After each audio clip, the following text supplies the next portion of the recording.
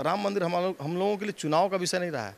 राम मंदिर इस देश की आस्था का विषय है। भारतीय जनता पार्टी के कार्यकर्ता होंगे तो निश्चित रूप से चुनाव नहीं लड़ेंगे। अगर वो चुनाव लड़ेंगे तो भारतीय जनता पार्टी के कार्यकर्ता नहीं रहेंगे। भाई उपेंद्र कुशवाहा को कमजोर करने के लिए पवन सिंह को भाजपा ने तो काराकाट नहीं भेजा है। औरंगाबाद भी हम लोग बहुत आसानी से जीत रहे हैं चुनाव।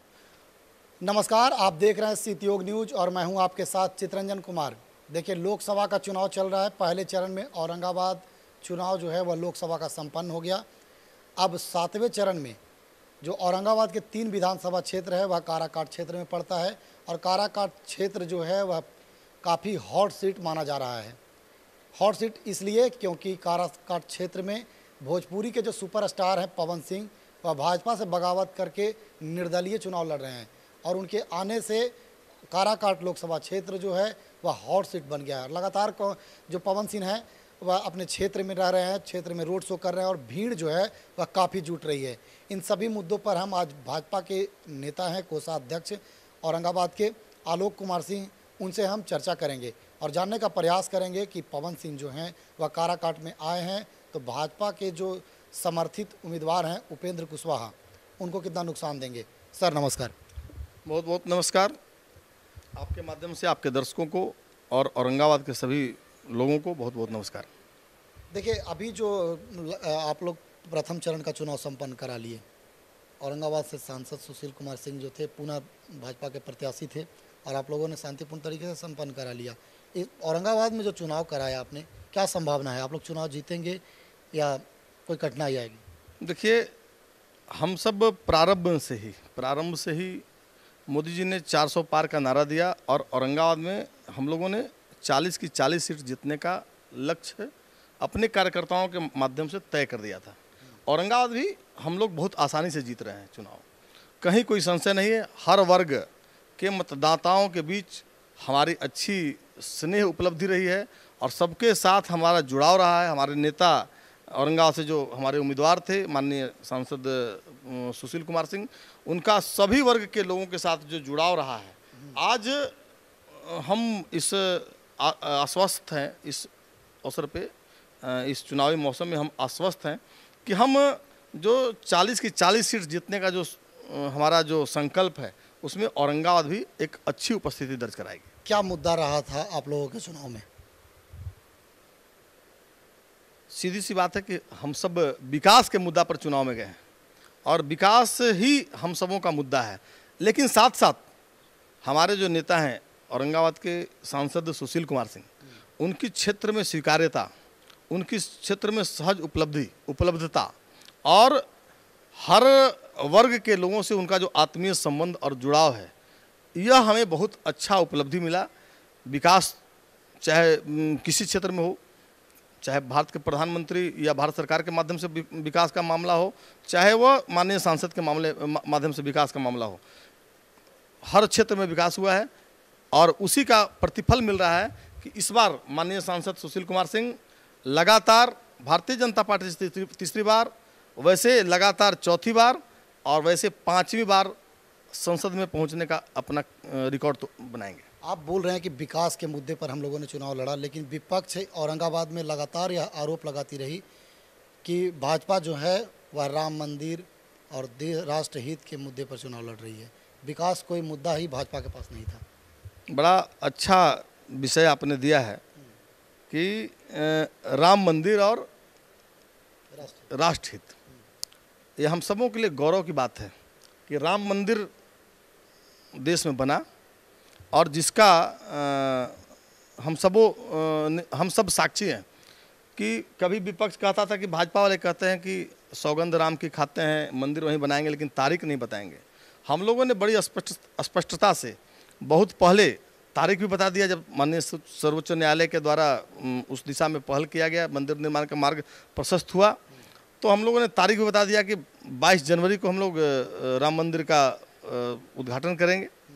तो आज वह सुखद दिन है कि हम लोग 22 जनवरी को माननीय प्रधानमंत्री के कर कमलों के द्वारा ही वहाँ प्राण प्रतिष्ठा का सारा काम पूरा किया गया।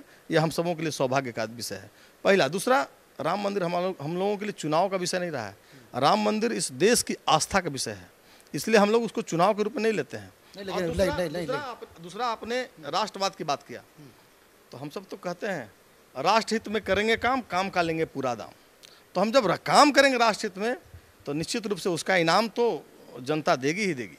तो इस बार चुनाव आप लोग जीत रहे हैं? निश्चित रूप से जीत रहे हैं, कहीं कोई संशय नहीं है। बात की जाए जातीय समीकरण की तो लालू यादव ने इस बार औरंगाबाद पर ही पहला टेस्ट किया, कुशवाहा कार्ड खेल करके। पहले उनके पास मास वोट जो थी यादव और मुसलमान MY, लेकिन इस बार कुशवाहा को उन्होंने जोड़ा।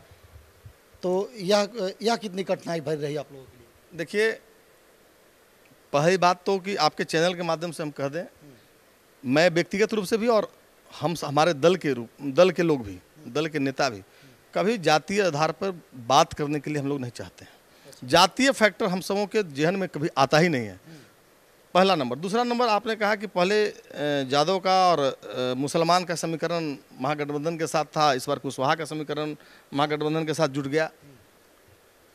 आप पिछले कई बार का चुनाव निकालेंगे, जब औरंगाबाद की राजनीतिक पृष्ठभूमि को देखेंगे, तो चाहे सत्यदेव प्रसाद कुशवाहा हो, चाहे डॉक्टर राजाराम हो, या बागी वर्मा हो, या उपेंद्र प्रसाद हो, या अब अभय कुशवाहा हो, कभी हर बार महागठबंधन के द्वारा यह प्रयास किया गया है कि प्रयास किया गया है कि कुशवाहा समाज को अपने साथ जोड़ लें, लेकिन उसमें सफलता उनको नहीं मिलती है कभी। पहले भी नहीं मिली है, अब भी नहीं मिल रही है। इस बार तो जो पिछले बार प्रत्याशी थे, प्रतिद्वंदी थे आपके, वह भी आपके साथ आ गए। सोच लीजिए, हम तो बराबर कहते हैं जो हमसे टकराएगा हम ही में मिल जाएगा, उसकी वानगी है वह उपेंद्र प्रसाद वही है। कोई लोग कहते थे, कुछ लोग कहते हैं कि जो हमसे टकराएगा चूर चूर हो जाएगा, वो महागठबंधन के लोग कहते हैं। हम तो कहते हैं कि जो हमसे टकराएगा हम ही में मिल जाएगा, और उसी का प्रतिफल है। देखिए, उपेंद्र प्रसाद हमारे साथ आ गए। इसलिए कहीं कोई संशय नहीं है, कोई जातीय फैक्टर नहीं है। हर वर्ग के लोगों का विश्वास भारतीय जनता पार्टी को मिली है, राष्ट्रीय जनतांत्रिक गठबंधन को मिली है। इसलिए हमारे प्रत्याशी एकदम सहजता से, सरलता से, एकदम स्वाभाविक रूप से चुनाव जीतेंगे। चलिए, वो तो हम 4 जून को देख लेंगे, क्योंकि औरंगाबाद लोकसभा के क्षेत्र के जनता जो है वह EVM में अपना जो है किस्मत प्रत्याशी का कैद कर दिए हैं। लेकिन औरंगाबाद ज़िले में 3 विधानसभा क्षेत्र, ओबरा, गोह और नबीनगर, यह काराकाट क्षेत्र में पड़ता है। औरंगाबाद के आप कार्यकर्ता हैं भाजपा के, और भाजपा समर्थित उम्मीदवार उपेंद्र कुशवाहा हैं। लेकिन इस बार बड़ा ट्विस्ट है, दिलचस्प कहानी बन गई है काराकाट में। पवन सिंह जो भोजपुरी के स्टार हैं, वो इस बार एंट्री मारे हैं यहाँ, और वह शख्स हैं जो भाजपा के कार्यकर्ता रहे हैं, और भाजपा ने उन्हें आसनसोल से टिकट दिया, और उस टिकट को उन्होंने ठुकरा दिया, और ठुकराने के बाद वो काराकाट आए हैं। तो इसको कितना चुनौतीपूर्ण मानेंगे? देखिए, चुनाव हमेशा चुनौतीपूर्ण होता है, उम्मीदवार चाहे कोई हो। हर क्षेत्र में चुनाव जीतने की रणनीति हम सब बनाते हैं। हमारी संगठन का अपना जो सांगठनिक क्षमता है, अपनी संरचना है, उसके आधार पर हम चुनाव जीतने का योजना बनाते हैं, और उसी का प्रतिफल है कि हम 40 का 40 सीट जीत रहे हैं। उसमें काराकाट भी हमारे पास है। एक उम्मीदवार निर्दलीय आए हैं, भोजपुरी। एक उम्मीदवार नहीं है, वो भाजपा के ही कार्यकर्ता थे, नेता थे। पहली बात तो कि अगर भाजपा के कार्यकर्ता होंगे तो निश्चित रूप से चुनाव नहीं लड़ेंगे। अच्छा, अभी भी लगता है कि नहीं लड़ेंगे?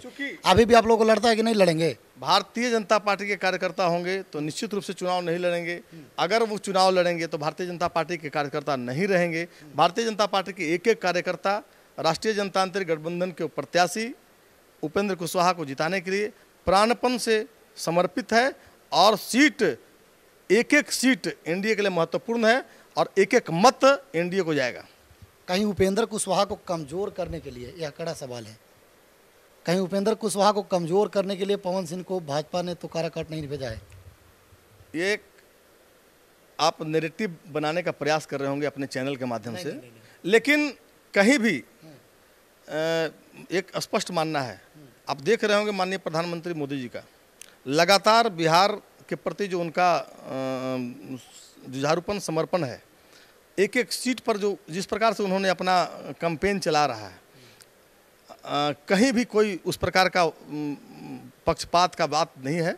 पहला चरण में 4 लोकसभा सीट था, चारों लोकसभा सीट को साधने का प्रयास किया अपने लोग चुनावी कैंपेन में भी। औरंगाबाद में भी आए, गया भी आए, नवादा भी गए, जमुई भी गए। जबकि जमुई में हमारे सहयोगी दल थे, गया में हमारे सहयोगी दल थे, और औरंगाबाद और नवादा में भारतीय जनता पार्टी चुनाव लड़ रही थी। इसलिए कहीं भी कोई पक्षपात की बात नहीं है।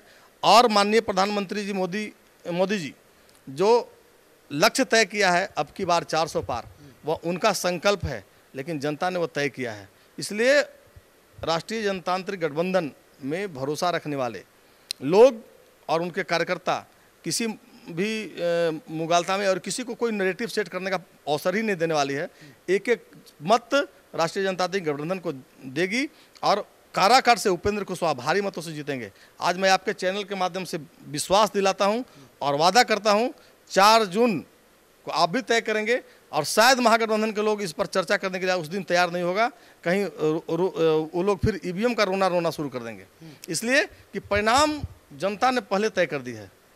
परिणाम इसलिए तय कर दी है कि जब लोग धुएं से जूझते थे तो माननीय प्रधानमंत्री मोदी जी ने उज्ज्वला योजना के माध्यम से महिलाओं को सम्मान दिया और उनको उज्ज्वला गैस दिया।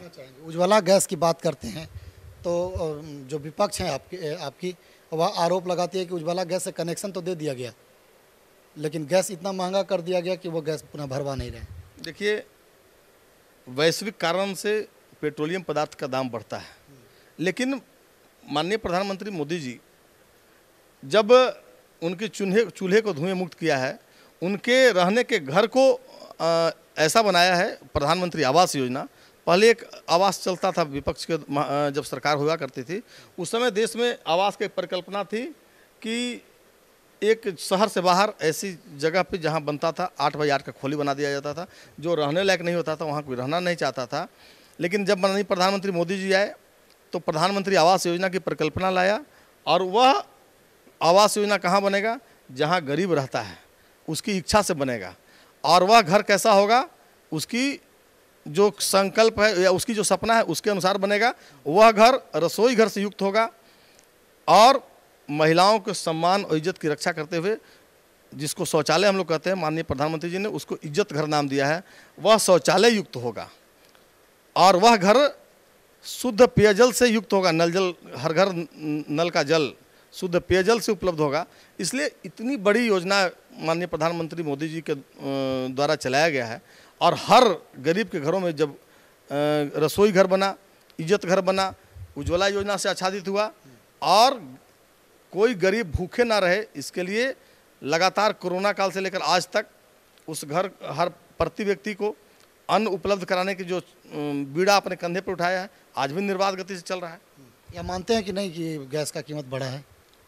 हम तो पहले बताया कि वैश्विक कारणों से पेट्रोलियम पदार्थों की दाम बढ़ी। चलिए, पवन सिंह काराकाट में आए हैं तो भीड़ भी काफ़ी लग रही है, आप भी देख रहे हैं, और पूरा हॉट सीट माना जा रहा है, और यह हॉट सीट बना हुआ है, जहाँ भी जा रहे हैं भीड़ लग रहा है काफ़ी। 7वें चरण में, अंतिम चरण में चुनाव है, कितना चुनौतीपूर्ण रहेगा इस बार? अभी बहुत पानी चढ़ना उतरना बाकी है। वह ऐसे फिल्मी जगत से आए हैं एक उम्मीदवार जो निर्दलीय हैं, जिनका नाता ही रहा है विवादों से, कई प्रकार का विवाद उनसे जुड़ा रहा है, और विवाद भी उनकी लोग में लोग उनको उसी रूप में देखे हैं। आज भी उनके साथ जो ग्रुप घूम रहा है, ग्राउंड स्तर पर कहीं कुछ नहीं है, सिर्फ जहाँ जहाँ जाते हैं वहाँ सेल्फी ग्रुप है, उनके साथ ऑटोग्राफ ग्रुप घूम रहा है। वह दिखाता है, और मीडिया कैसे मैनेजमेंट होता है आप भी जानते हैं, हम भी जानते हैं, और वो तो उसी दिशा में आगे बढ़ रहे हैं। इसलिए भीड़ देखकर उनके साथ घूमने वाले विवाद की बात जब आप कर रहे हैं तो वह भाजपा के ही कार्यकर्ता रहे हैं, और भाजपा ने उन्हें आसनसोल से टिकट दिया था, तो जब आसनसोल से वह चुनाव लड़ते तो क्या यह विवाद वाली बात आप पुनः बोलते फिर? देखिए, मैं ये नहीं कह रहा हूँ कि विवादित आदमी है, हम लोग उनका विवाद से नाता रहा है। आज भारतीय जनता पार्टी के कार्यकर्ता रहते हुए जिस प्रकार से नेतृत्व के निर्णयों को ठुकरा कर, जब विवाद से नाता रहता है तब फिर भाजपा ने टिकट क्यों आसनसोल से उन्हें दिया? हम वही बात बोलना चाह रहे हैं। अगर उनको लगता था कि हम भारतीय जनता पार्टी के कार्यकर्ता हैं, तो भारतीय जनता पार्टी के कार्यकर्ता होने के नाते उनको भारतीय जनता पार्टी के नेतृत्व ने उन्हें एक अवसर दिया था चुनाव में लड़ने का। बचकनापूर्ण हरकत से उन्होंने उस टिकट को ठुकरा दिया, और आज भी आप हमसे सवाल करें कि भारतीय जनता पार्टी के कार्यकर्ता हैं, मैं फिर कह रहा हूं कि भारतीय जनता पार्टी के कार्यकर्ता होंगे तो काराकाट से चुनाव नहीं लड़ेंगे, काराकाट से चुनाव लड़ेंगे तो भारतीय जनता पार्टी के कार्यकर्ता नहीं कहलाएंगे। और जब भारतीय जनता पार्टी के कार्यकर्ता नहीं कहलाएंगे, एनडीए के घटक दल के कार्यकर्ता नहीं कहलाएंगे, तो उनके साथ एनडीए का किसी भी कार्यकर्ताओं का कोई स्नेह उनके साथ नहीं रहेगा। नहीं, लगातार वो रोड शो कर रहे हैं, लगातार प्रचार प्रसार कर रहे हैं, लगातार विरोध कर रहे हैं, अब तक पार्टी कार्रवाई क्यों नहीं की? अभी हो सकता है हर राजनीतिक कार्यकर्ताओं को अपना जमीन टटोलने का प्रयास संभावना रहता है। हो सकता है अभी तो उसी का प्रतिफल है। काराकाट तो अंतिम चरण में है, उसका तो नामांकन होने में अभी देर है। नामांकन होने में बहुत सारे हम तो अभी बताया ना आपको, बहुत सारे इस बीच में पानी नीचे ऊपर हो सकता है।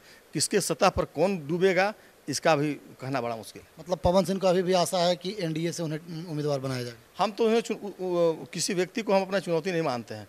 जब चुनाव लड़ेंगे तो पूरी संजीदगी से लड़ेंगे, पूरे अपने रणनीति कौशल से लड़ेंगे चुनाव, और हमारे अपने नेतृत्व पर, हमें अपने नेतृत्व की नीति पर और अपने कार्यकर्ताओं के जो परिश्रम है उस पर भरोसा है, और उसी के साथ हम हर समय चुनाव के लिए तैयार रहते हैं। कोई हम चुनाव के लिए ही सिर्फ कार्यकर्ता नहीं बनते हैं, हर चुनाव में हम अपनी मजबूती से उपस्थिति दर्ज कराते हैं। और भारतीय जनता पार्टी का मानना है 400 पार, तो इस बार निश्चित रूप से उसमें काराकाट भी शामिल होगा। चलिए, बहुत बहुत धन्यवाद। तो ये थे हमारे साथ आलोक कुमार सिंह, जो भाजपा के जिला के कोषाध्यक्ष थे। इन्होंने कहा कि अगर पवन सिंह भाजपा के नेता हैं, कार्यकर्ता हैं, तो वे चुनाव नहीं लड़ेंगे, अगर लड़ेंगे तो वे भाजपा के कार्यकर्ता नहीं हैं। चलते हैं, अगले बार फिर मिलते हैं पुनः किसी और खबरों के साथ। तब तक के लिए धन्यवाद।